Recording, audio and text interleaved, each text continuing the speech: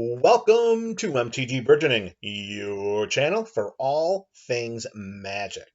Dominaria United has been released, so it's time to evaluate it and the corresponding commander cards for any possible improvements that could be made to any of the EDH decks housed in the Burgeoning Commander Catalog.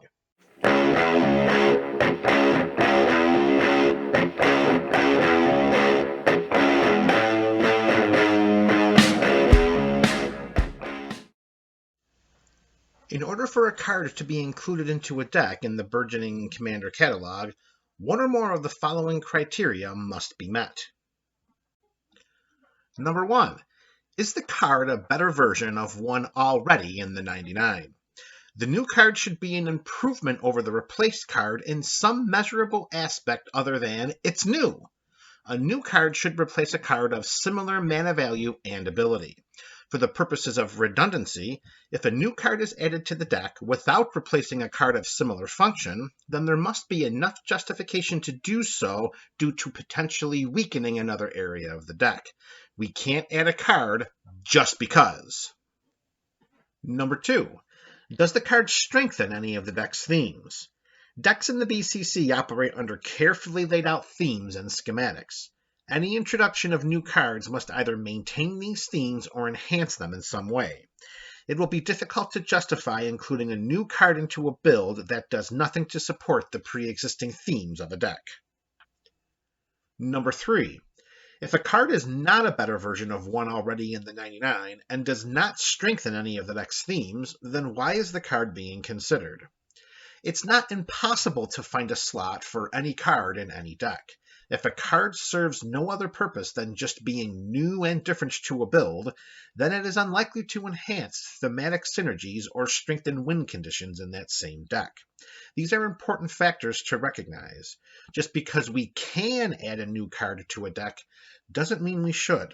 The challenge will be to protect every build from becoming homogenized due to the frequent influx of new cards entering the format.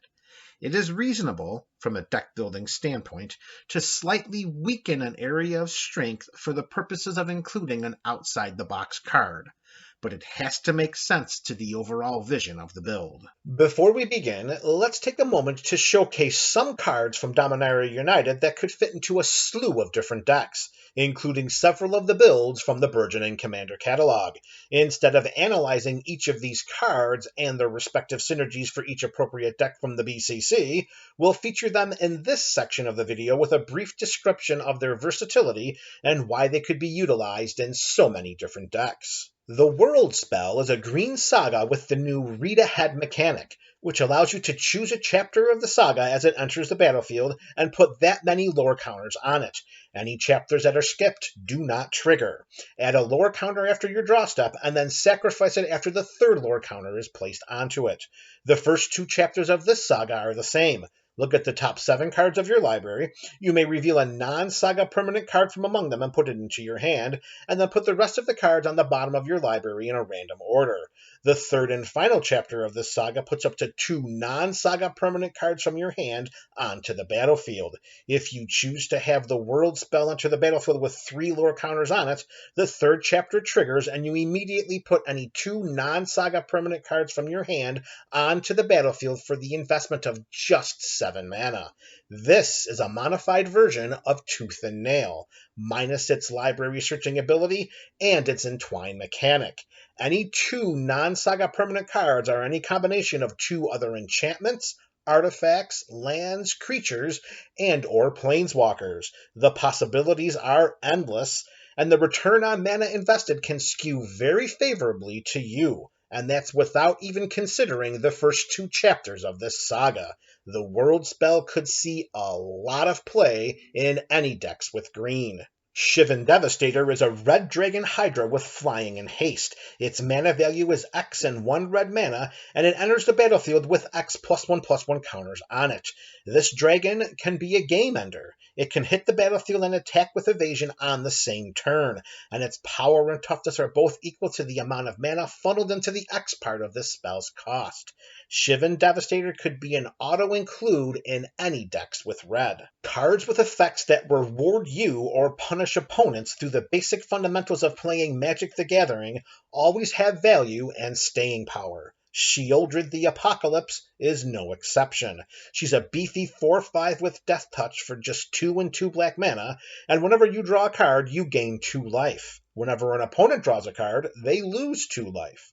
Card drawing is one of the principles of playing this game, and Sheoldred gives you a bonus for doing so while castigating your opponents. Although builds could be sculpted and revised to accentuate Sheoldred's abilities, she truly is a plug-in-and-play creature and could become synonymous with good stuff in decks with black. Leyline Binding is a white enchantment with flash and has a mana value of 5 and 1 white mana. You will never pay 5 and 1 white mana to cast this spell because of its domain ability. Leyline Binding costs 1 less to cast for each basic land type among lands you control. Flooding your side of the battlefield with various dual lands, shock lands, and triomes in a 5-color build quickly lowers this spell's mana value down to just 1 white mana.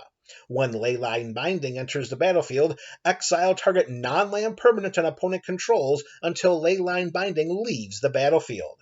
Since enchantments have more staying power on the battlefield, and Leyline Binding targets any non-land permanent an opponent controls, this removal spell could become a prized addition in many 5 and 4 color builds with white as part of their color identity. Speaking of 5-color builds, Unite the Coalition could become a 5-color stalwart.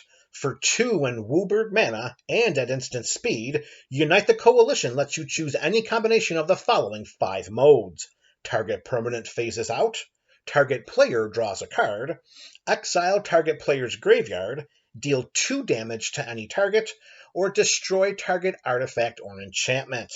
With so many relevant modes from which to choose, Unite the Coalition should never be without targets. There's protection in the form of phasing, there's opponent interaction through graveyard exiling, and artifact and or enchantment destruction. There's direct damage, and even card draw. Unite the Coalition should have a well-deserved slot in any 5-color build. Threats Detected is a green sorcery for 2 and a green mana, and it allows you to search your library for 4 creature cards with different powers and reveal them.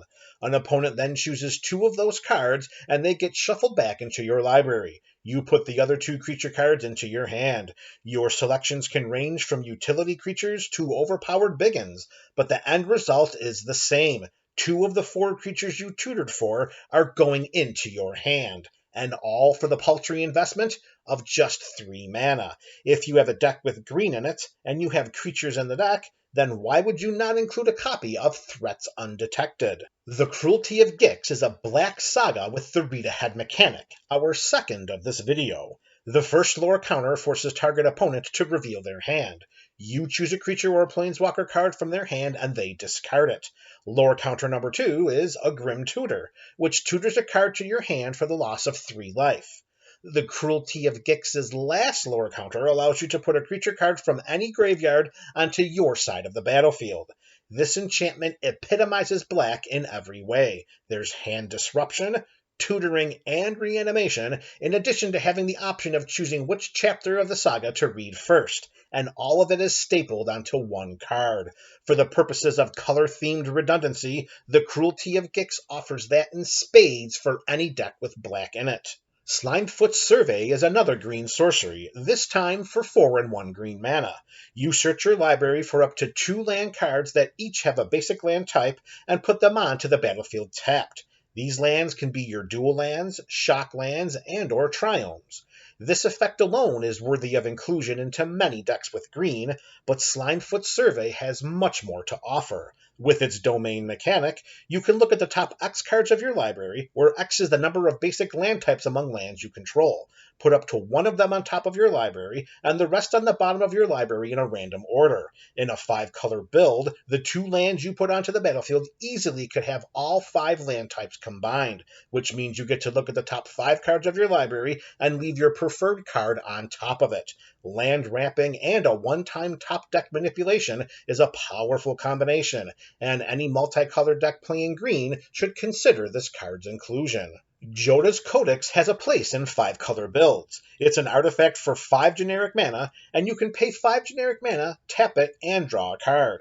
However, due to its domain mechanic, the activation cost of this artifact is reduced by 1 generic mana for each basic land type among lands you control. In a 5-color deck, this artifact easily could tap for free. You could consider including this in most 4 and 3-color builds as well. Plaza of Heroes is a land and it has 4 activated abilities. Let me repeat that.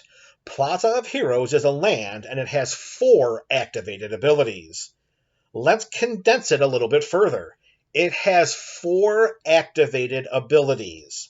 The first taps for a colorless mana, which, of course, can be used to pay for any spells or abilities that need colorless mana. The second taps for 1 mana of any color, which only can be used to cast a legendary spell. Although there may not be many legendary spells in your deck, there is always a legendary spell sitting in your command zone.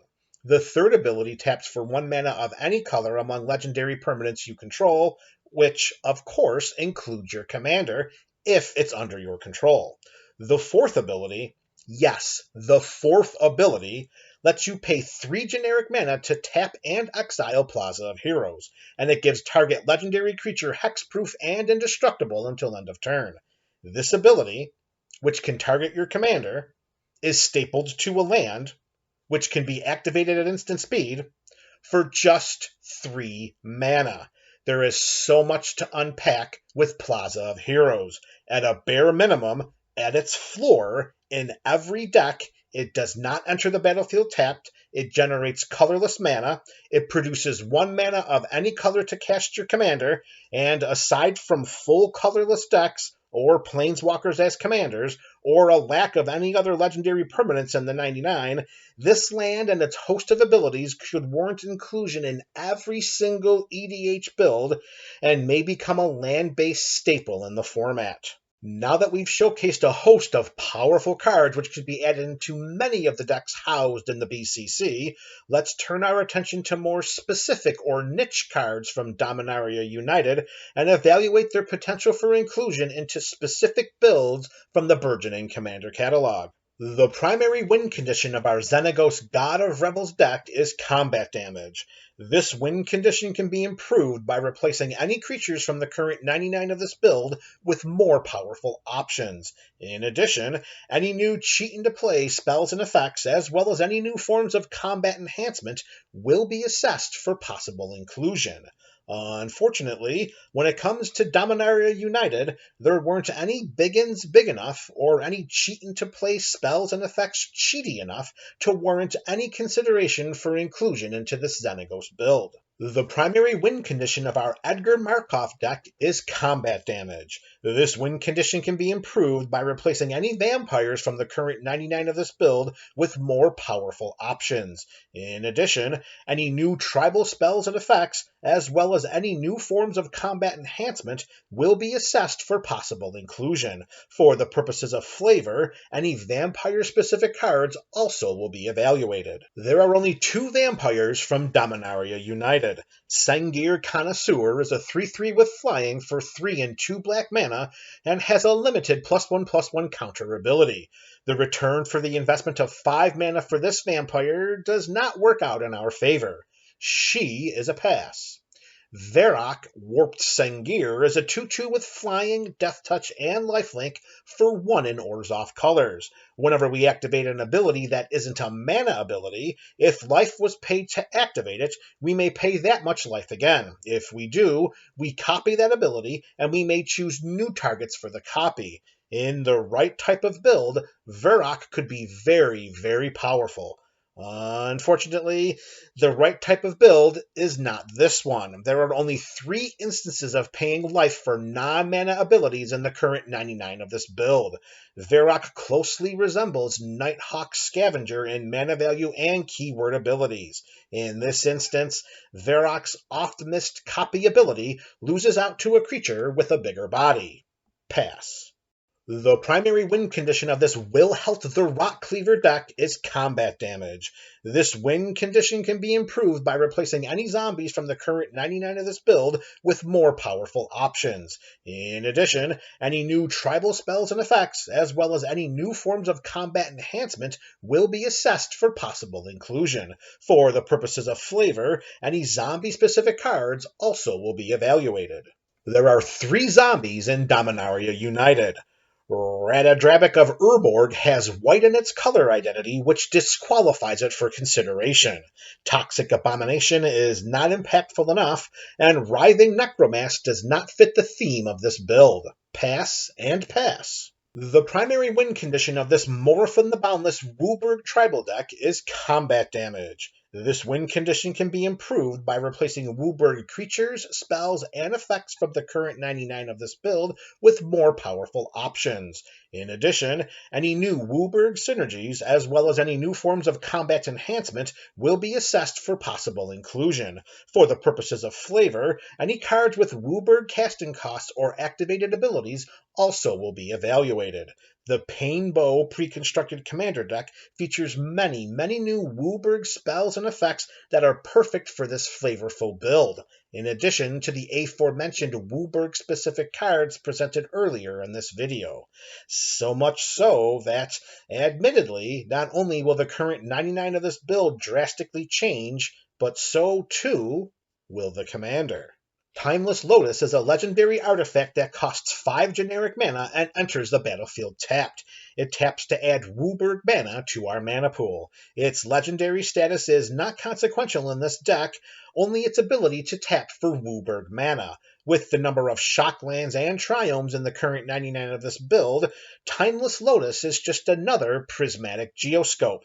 And if Prismatic Geoscope is good enough for this build, then so is Timeless Lotus. Jared Carthalion is Magic's first 5-color planeswalker that is playable in non-Un formats. For Wooburg mana, he enters the battlefield with 5 loyalty counters. We can +1 Jared to create a 3/3 Kavoo creature token with trample that's all colors. We can -3 Jared, choose up to 2 target creatures, and for each of them put a number of +1/+1 counters on it equal to the number of colors it is. Lastly, we can -6 Jared and return target multicolored card from our graveyard to our hand. If that card was all colors, then we draw a card and create 2 treasure tokens. Jared can also be your commander. This may be the best Wooburg tribal general in Magic at the moment, and at a bare minimum, Jared finds his way into the 99 of this build, and may be leading it as its general. Jensen Carthalion, Druid Exile, is a 2/2 legendary human druid for green and white. Whenever we cast a multicolored spell, we scry 1.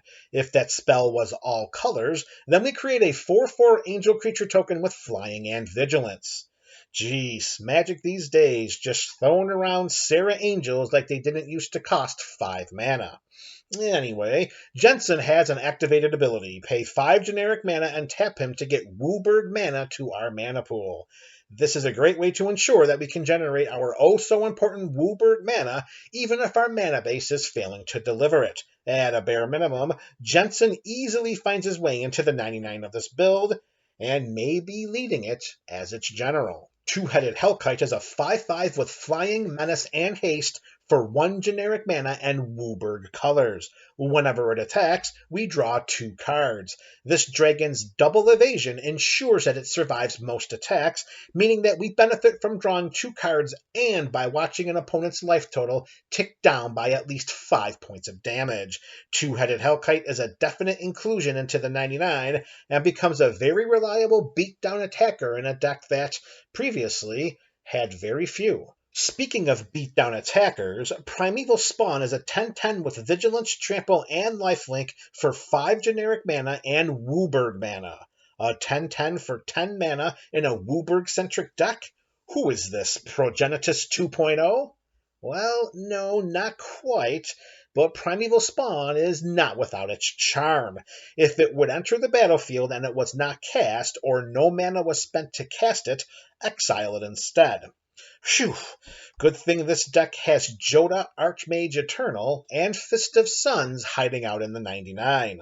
When Primeval Spawn leaves the battlefield, we exile the top 10 cards of our library. We may cast any number of spells with total mana value 10 or less from among them without paying their mana costs. Notice the text on Primeval Spawn. It does not have to die. It merely needs to leave the battlefield, which could mean death, but this ability also leaves a door open for bouncing, exiling, and even blinking.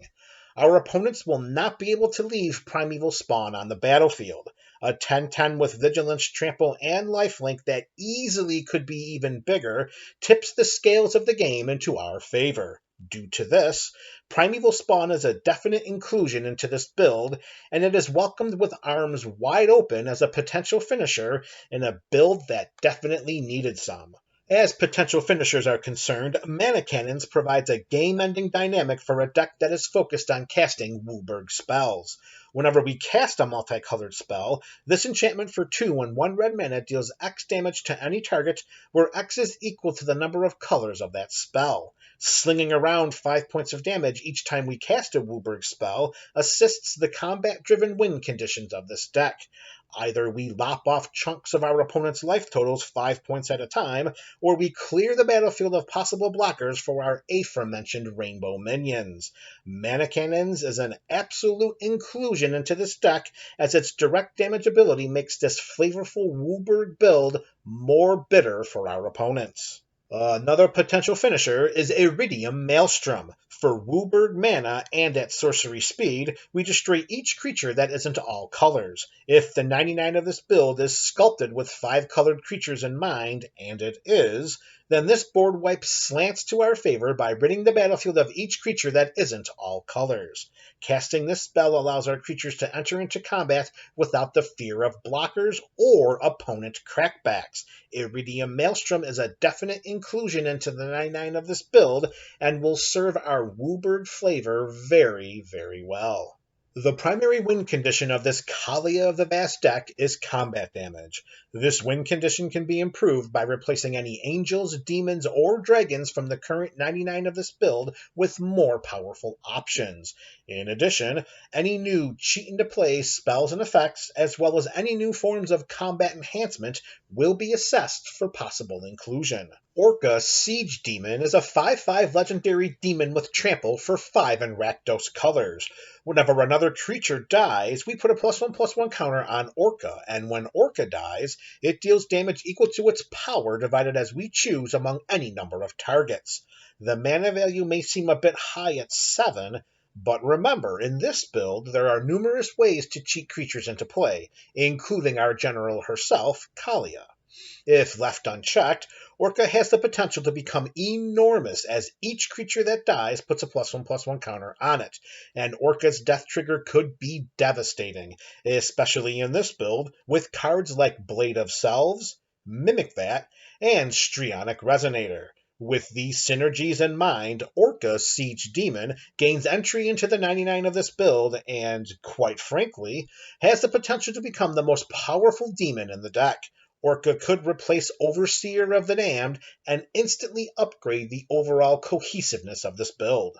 Sarah Paragon is a great card. She's a 3/4 flyer for 2 and 2 white mana, and once during each of our turns, we may play a land from our graveyard or cast a permanent spell from our graveyard with a mana value of 3 or less.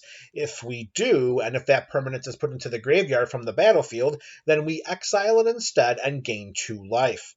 The ability to access lands, as well as lower mana value permanent spells from our graveyard, is a rarity in white, and Sarah Paragon provides this outlet once per turn. Like I said earlier, this is a great card, and it's on flavor being an angel. However, is it a great card for a Kaalia build? Remember, not every card is a great fit for every deck. Let's evaluate Sarah Paragon's possible synergies in this deck. Aside from lands destroyed by our opponents, milled into our graveyard, or discarded from our hand, the current 99 of this build has exactly 5 lands that can be sacrificed from the battlefield, 3 of them being different versions of fetch lands, Command Beacon, and Field of Ruin. Does this warrant Sarah Paragon's inclusion? By no means is this a landfall build, an archetype in which this land-loving angel would thrive. Let's dig deeper. There are 42 non-land permanents in the current 99 of this build. 13 of these permanents have mana values of 3 or less. 6 of these permanents are mana rocks, and none of them are creatures. Serra Paragon synergizes with 5 lands and 13 non-land permanents in this deck. That's less than 1/5 of this build.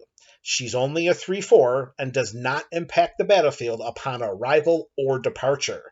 These ETB and LTB abilities are themes woven into the 99 of this build and guidelines utilized for selecting the creatures for this Kaalia deck.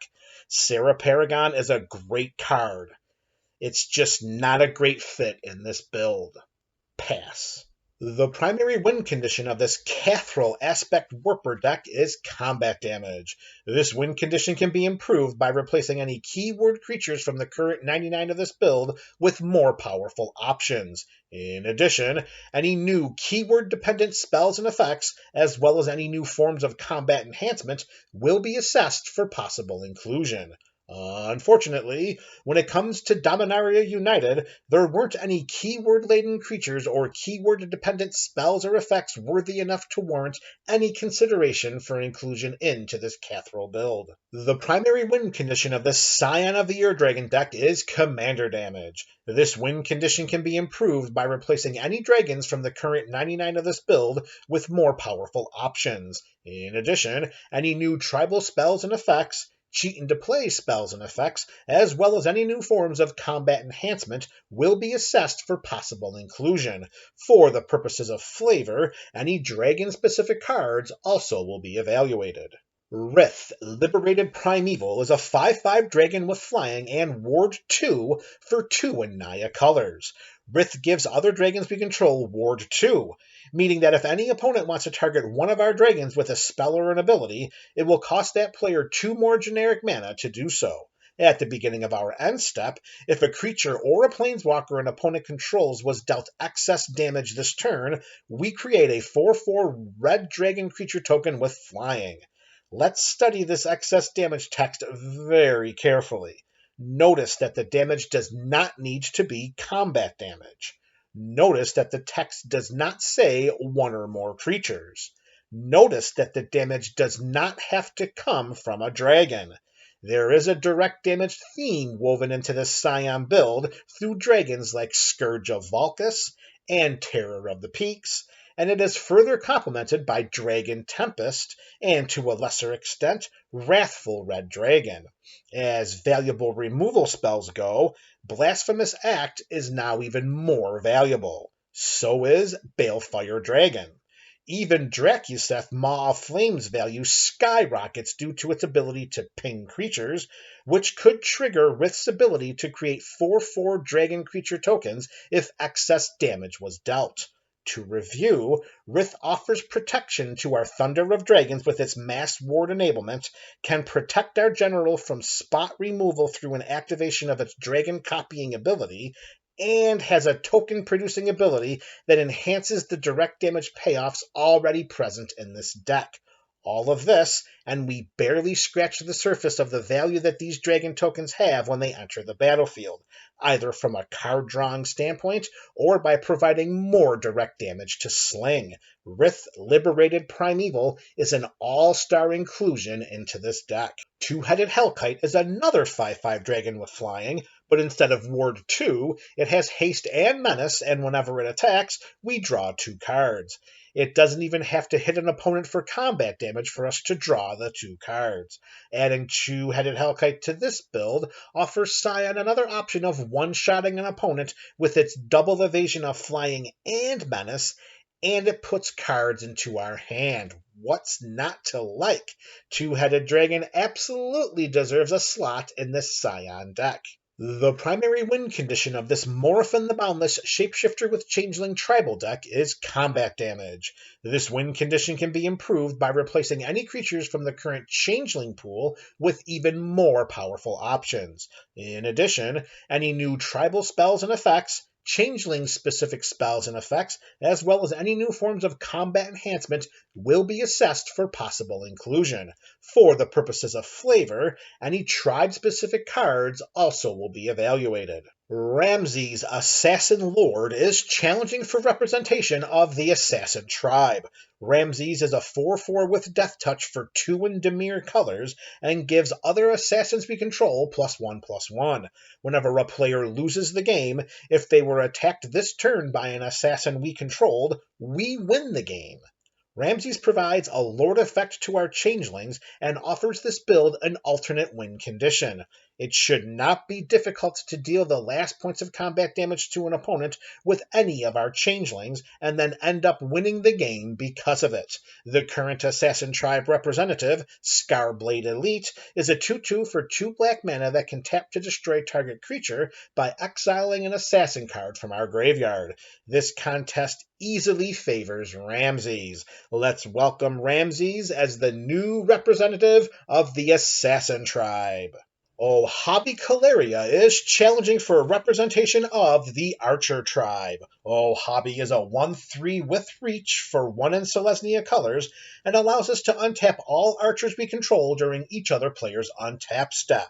Whenever an archer we control deals damage to a creature, we may pay 2 generic mana. If we do, then we draw a card.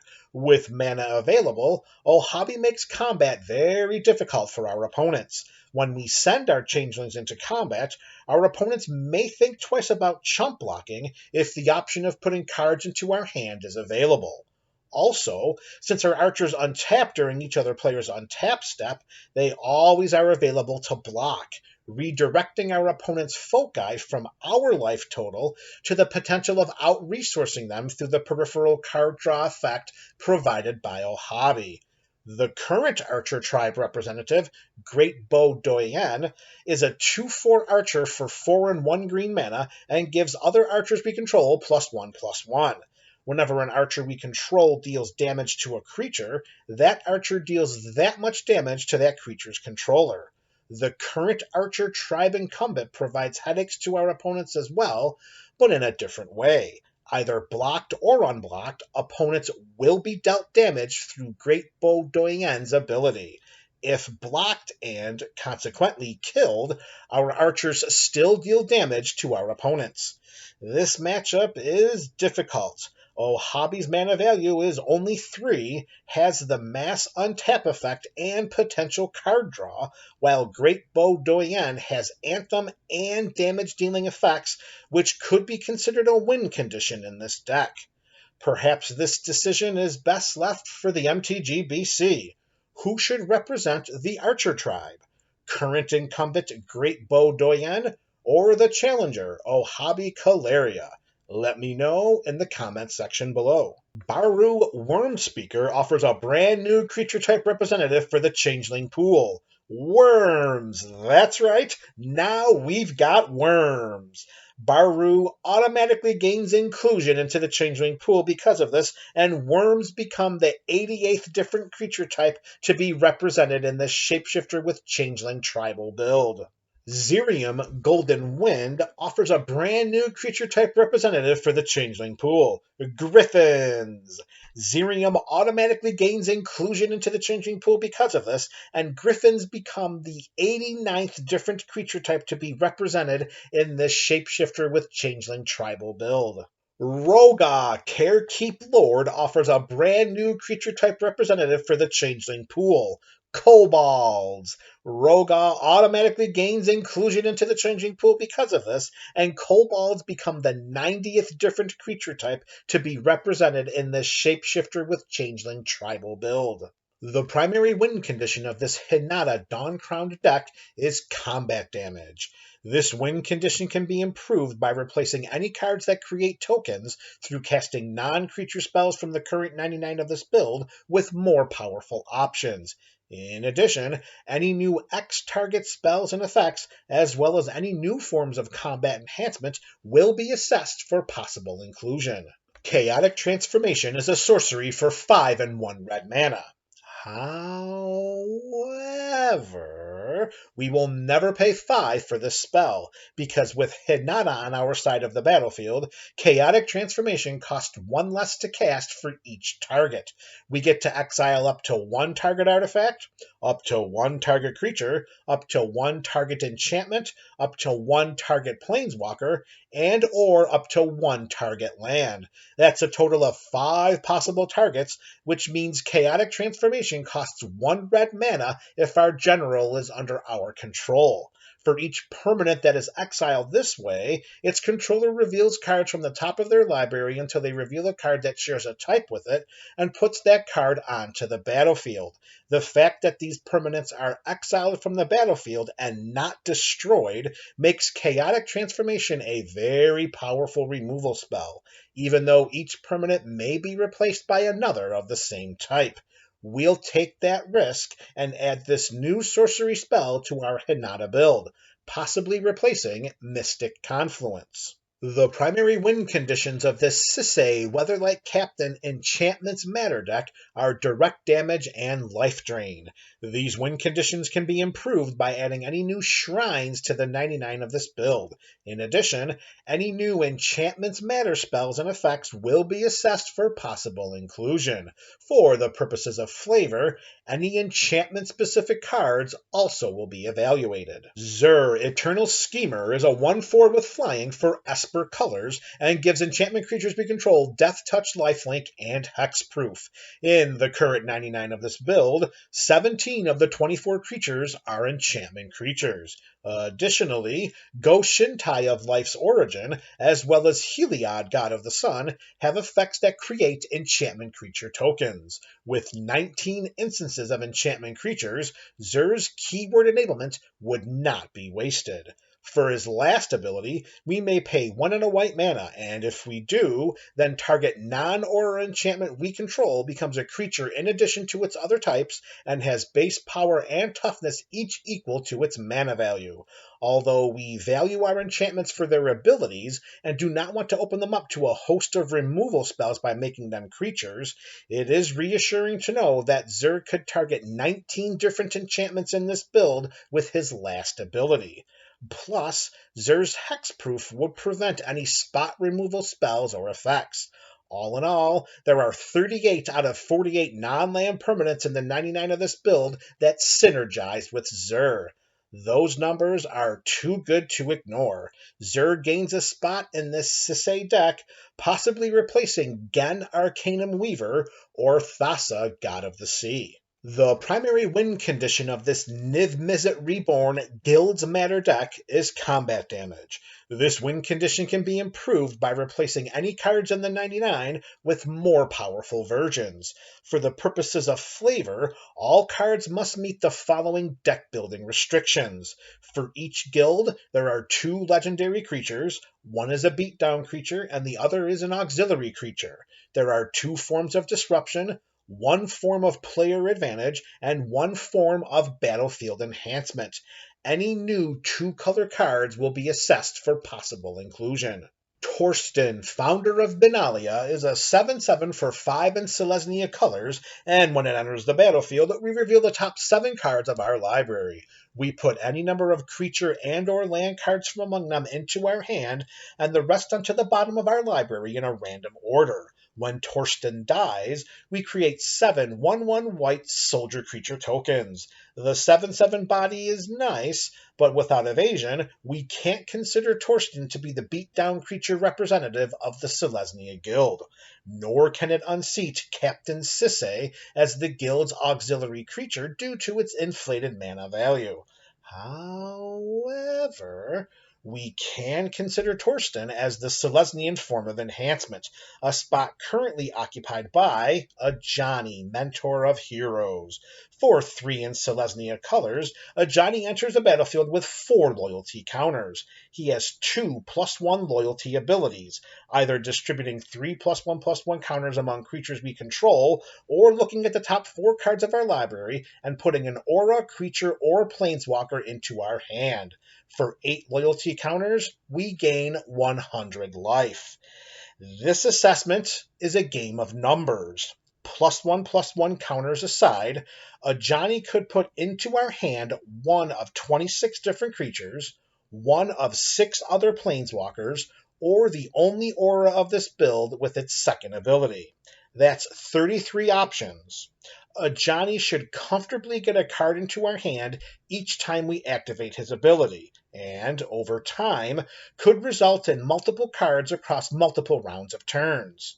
When Torsten enters the battlefield, we reveal the top 7 cards of our library, where there are 65 options available, 39 lands, and 26 other creatures, or 2 cards for every 3 cards revealed. This should comfortably net us 4 to 5 cards through this burst card draw ability. This is reminiscent of Nivi's ability to put multiple cards into our hand in one shot. This burst card draw effect is more valuable than the grinding effect provided by Ajani. Not to mention Torsten's death trigger populates our side of the battlefield with a legion of soldier tokens. Torsten provides more to this build from an enhancement standpoint than Ajani. Torsten is in, and Ajani is out. The primary win conditions of this Lazov Dimir Mastermind deck are commander damage and milling our opponent's libraries. These win conditions can be improved by replacing any cards from the current 99 of this build with more powerful options. In addition, any new mill spells and effects will be assessed for possible inclusion. Unfortunately, when it comes to Dominaria United, there weren't any mill spells or effects worthy enough to warrant any consideration for inclusion into this Lazov build. The primary win conditions of this Miram Sentinel Worm deck are combat damage and direct damage. These win conditions can be improved by replacing any dragons from the current 99 of this build with more powerful options. In addition, any new tribal spells and effects, cheat into play spells and effects, as well as any forms of combat enhancement and direct damage will be assessed for possible inclusion. For the purposes of flavor, any dragon-specific cards also will be evaluated. Unfortunately, when it comes to Dominaria United, the best cards for inclusion into this Miram build were discussed at the beginning of the video. There aren't any other spells or effects worthy enough to warrant any consideration for inclusion into this deck. The primary win condition of this Athreos God of Passage deck is Aristocratic Life Drain. This win condition can be improved by replacing any components of the self-sacrificing Aristocratic engine with more effective or more efficient options. For the purposes of flavor, any new demon creatures will be assessed for possible inclusion. Elacio Core Sadistic Pilgrim is the only aristocratic option worth assessing for entry into this Athreos build, and unfortunately, it is not better than any aristocratic option already present in the 99. Pass. The primary win condition of this Rograk Son of Roga and Akiri Line Slinger partner deck is commander damage. This win condition can be improved by replacing any combat-centric spells and effects from the current 99 of this build with more powerful or efficient options. For the purposes of flavor, any new equipment or equipment-specific spells or effects also will be evaluated. The Reaver Cleaver is an equipment for 2 and 1 red mana, and it gives equipped creature +1/+1 and trample. The modest power and toughness boosts are nice, but this equipment's value comes from its other ability. Whenever equipped creature deals combat damage to a player or planeswalker, we create that many treasure tokens, and its equip cost is only 3. Mana acceleration is welcomed with arms wide open, particularly in Boros colors. With so many other spells and effects providing additional evasion, the Reaver Cleaver's treasure token production should not falter, which should accelerate our resources ahead of our opponents in a deck sculpted to do so with very low mana value commanders. This equipment's inclusion into the 99 of this build is dependent on identifying an equipment of lesser value and or power, a task fit for the MTG BC. Which equipment would you replace from the current 99 of this Rograk and Akiri build, and why? Astor, Bearer of Blades, is a 4/4 for 2 and Boros colors, and when he enters the battlefield, we look at the top 7 cards of our library. We reveal an equipment or vehicle card from among them and put it into our hand. Then we put the rest on the bottom of our library in a random order. Equipment we control have Equip 1, and vehicles we control have Crew 1. Astor's 4-mana investment seems high for the return. We have similar as well as lower costing spells and effects already present in the 99 of this build that are more efficient and effective. As another strike against it, there are no vehicles in this deck. Pass. And that concludes our set review of Dominaria United for the Burgeoning Commander Catalog. Be sure to click the links in the description below to see deck lists for each of these builds. Are there any cards we left out? Let us know in the comment section below, in addition to which cards you would replace. This is MTG Burgeoning, your channel for all things Magic. Thank you for choosing MTG Burgeoning for your Magic the Gathering content. Give us a thumbs up if you enjoyed this video and consider becoming a subscriber. Doing so supports the channel and makes you eligible for our various subscriber rewards series. If you would like to support the channel further, then click the link to our Patreon page in the description below. There you can join our ongoing Pack Wars series as a 1-month supporter or ongoing member. Or try joining Pack Wars for free by commenting on every MTG Burgeoning video in a month. We strive to offer creative rewards through our various Patreon tiers. So if Pack Wars isn't for you, then something else will be. Links to our content and various subscriber rewards series can be found in the description below. Send us an email, follow us on Twitter, follow us on Instagram. We are your channel for all things Magic.